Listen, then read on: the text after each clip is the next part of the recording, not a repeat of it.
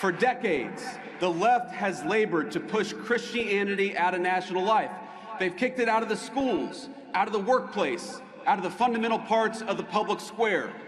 Freedom of religion transformed into freedom from religion. And in a public square devoid of God, we got a vacuum. And the ideas that filled that void preyed on the very worst of human nature rather than uplifting it. They told us not that we were children of God, but children of this or that identity group. They replaced God's beautiful design for the family that men and women could rely on and turn to one another with the idea that men could turn into women so long as they brought the right bunch of pills from Big Pharma. They had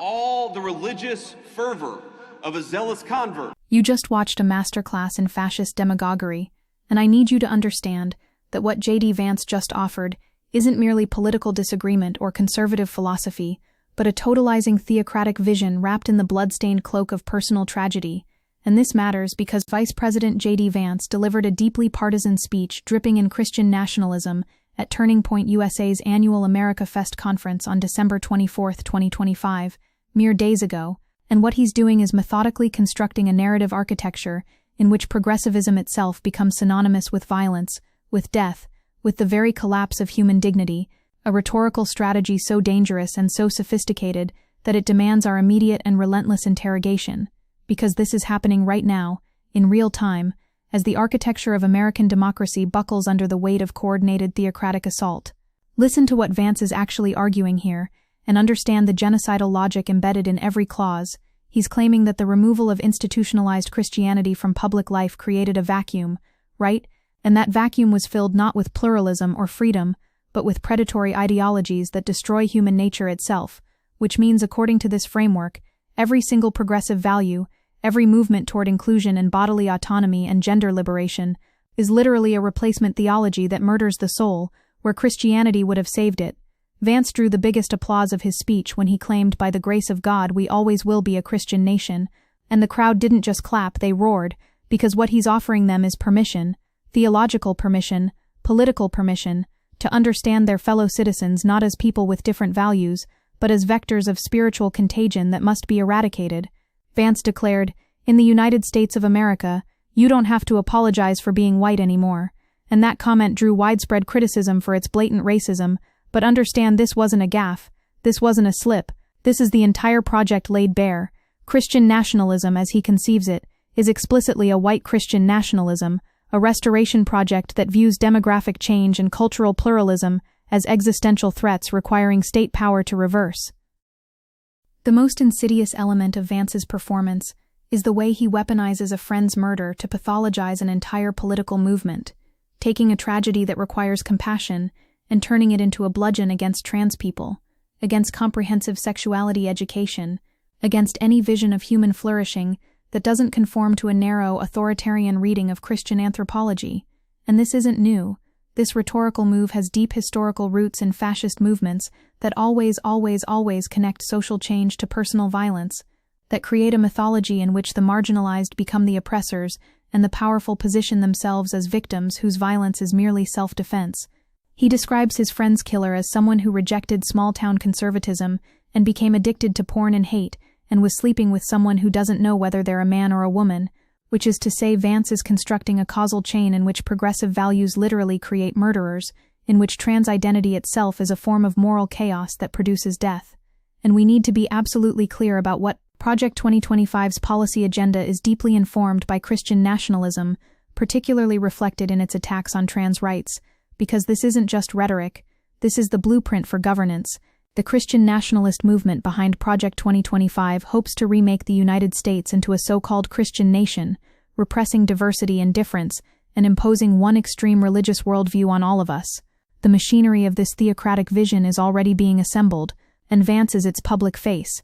its vice president, its charismatic prophet who can translate the legalistic language of Heritage Foundation policy documents into emotionally charged narratives about murdered friends and spiritual voids and the battle for civilization itself. What Vance means when he says Christianity is America's creed is that religious minorities, that secular Americans, that anyone who doesn't subscribe to his particular theological political framework should understand themselves as guests in a Christian nation, tolerated perhaps but never equal, never truly American, and this directly contradicts the United States being based on a secular constitution, which created a secular government, with Thomas Jefferson writing in 1802 that our First Amendment built a wall of separation between church and state, and John Adams agreeing in 1797 that the government of the United States of America is not in any sense founded on the Christian religion, but Christian nationalists like Vance have learned to dismiss these historical realities as liberal myths, to claim that the founders were crypto-theocrats whose true intentions have been obscured by secular historians. Christian nationalist views predominate in the South and Midwest, and there is a strong correlation between support for Christian nationalism and vote for Trump in all 50 states, with states like Mississippi, Oklahoma, Louisiana, and Arkansas having about half their residents supporting Christian nationalism, which means this isn't a fringe position, this is a mass movement with electoral power and institutional backing. The architecture of this assault on pluralism has been carefully constructed over decades, and we're watching it reach fruition in real time because Chief Justice John Roberts' Supreme Court is actively eroding the separation of church and state, breaking with centuries of First Amendment jurisprudence, and the court with 3 Trump appointees has lowered barriers between church and state in its interpretations of the First Amendment's ban on any congressionally recognized establishment of religion. This isn't an accident. This is coordination. This is the legal architecture being built to support Vance's theological vision, and Trump himself announced the creation of the Religious Liberty Commission, declaring we're bringing back religion in our country, which should terrify anyone who understands that religious freedom means freedom from state-imposed religion, not freedom for the state to impose religion. Now let's talk about the specific horror of how Vance uses trans people as his ultimate bogeyman, his civilizational threat, his proof that progressivism produces monsters, because Republicans have filed 652 bills targeting transgender civil rights across 43 states in just the last year, with 47 having passed, and Republicans spent nearly $215 million on network TV ads vilifying transgender people this election cycle, excluding cable or streaming ads, which means they spent more money attacking trans people than on housing, immigration, and the economy combined.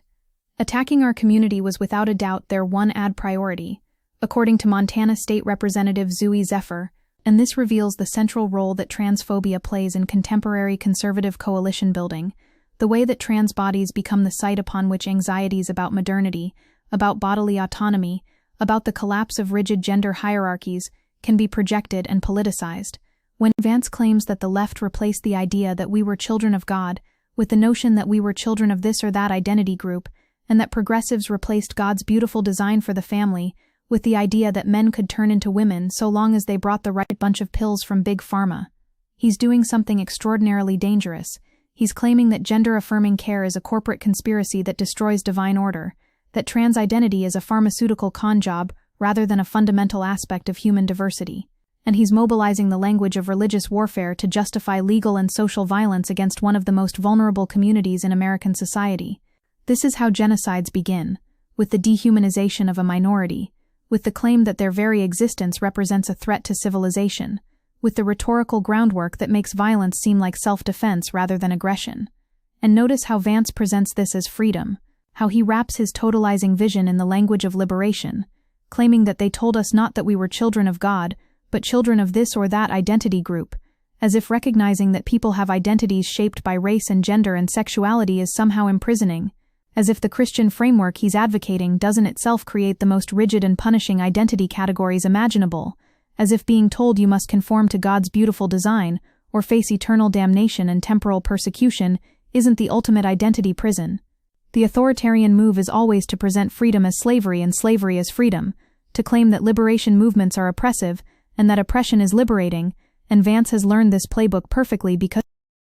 his Christian nationalist supporters see him as a vehicle for their own power, as someone who will defend Christianity even though they recognize he's not a good Christian, because they think he can be a champion for them. What's particularly chilling is the way Vance claims that progressive values have all the religious fervor of a zealous convert without any of the grace or forgiveness, which is projection of the most breathtaking kind, because what he's describing is precisely his own movement, precisely the Christian nationalist crusade that demands absolute submission, that offers no grace for those who transgress its rigid boundaries, that views compromise as betrayal and pluralism as weakness. The worldview of white Christian nationalism raises the stakes of political contests exponentially, transposing political opponents into existential enemies, with politics no longer understood to be honest disagreements between fellow citizens, but rather apocalyptic battles over good and evil, literally fought by agents of God against agents of Satan. And from these illiberal assumptions it easily follows that political rivals should not just be defeated in fair electoral contests,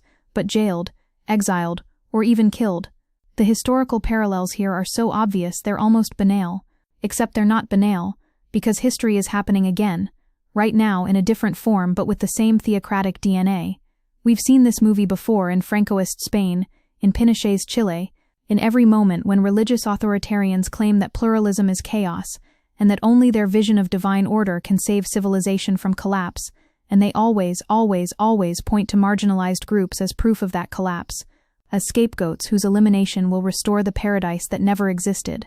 Vance is following a playbook written in blood across centuries, updating it for contemporary America with references to big pharma and identity politics, but the core logic is ancient and genocidal. There is one true way to be human, one true family structure, one true national identity, and everyone who deviates must be converted or crushed. And we cannot separate this from the broader assault on church-state separation that's accelerating under this administration, because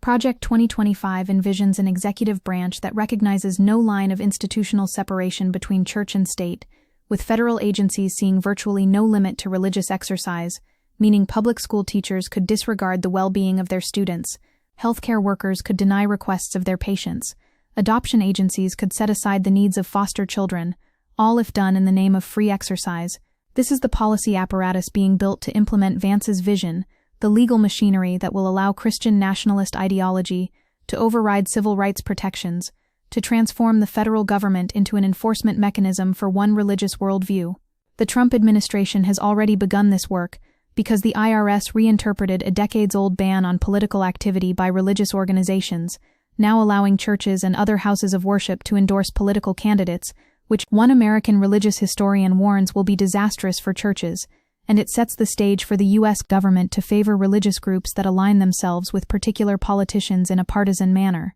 This isn't about religious freedom. This is about weaponizing tax-exempt religious institutions as partisan political machines, about erasing any distinction between ecclesiastical authority and state power, about creating a theocratic feedback loop in which pastors become campaign operatives and churches become voter mobilization centers for Christian nationalist candidates. But here's what Vance and his movement either don't understand or refuse to acknowledge. Less than half of Americans say religion is very important, and only 32% regularly attend church, with nearly 60% thinking churches are too concerned with money and power, and 54% agreeing they are too involved with politics.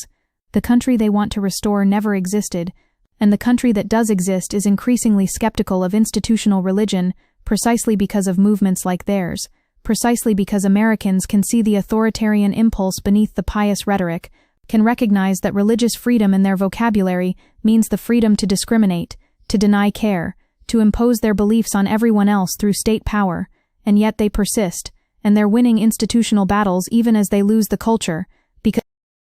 Christian nationalism has seemingly grabbed the levers of power in America, with an overt passion for power over democracy, and we're watching in real time as Vance's worldview makes weaponizing the state on behalf of a more proximate group acceptable within his concentric moral framework. With Project 2025's policy agenda deeply informed by Christian nationalism and his appeal to religious ordering, signaling his intent to wield political power to encourage religiosity and Christian behavior.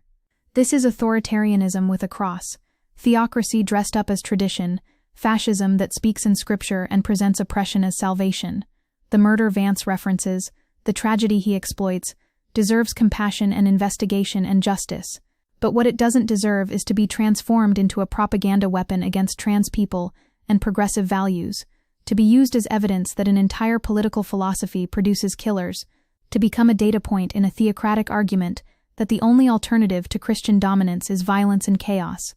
This is morally obscene, this is intellectually bankrupt, and this is politically catastrophic because it's working, it's mobilizing voters, it's providing cover for legislation that will harm millions, and support for Christian nationalism is negatively correlated with support for policies like non-discrimination protections or same-sex marriage across all 50 states, with Christian nationalist strategies particularly focused on undoing protections for transgender and gender non-conforming people and even erasing their identities. So when you hear Vance claim that removing Christianity from public life created a vacuum filled with identity politics and pharmaceutical transitioning and moral chaos, understand that what he's really saying is that pluralism is violence, that religious freedom for all is oppression of Christians, that a secular state is a godless tyranny, and that the only solution is to restore Christian hegemony through state power, through judicial appointments, through legislative action, through the systematic dismantling of civil rights protections for anyone who doesn't conform to his theological vision. This is the project. This is the plan. And it's happening right now with the full backing of the Vice Presidency and the Supreme Court and a massive network of Christian nationalist organizations that have spent decades building this infrastructure. The stakes could not be higher because what we're witnessing isn't a policy disagreement. It's a civilizational battle over whether America will remain a pluralistic democracy or become a Christian nationalist theocracy. And the architects of that theocracy are telling us exactly what they plan to do.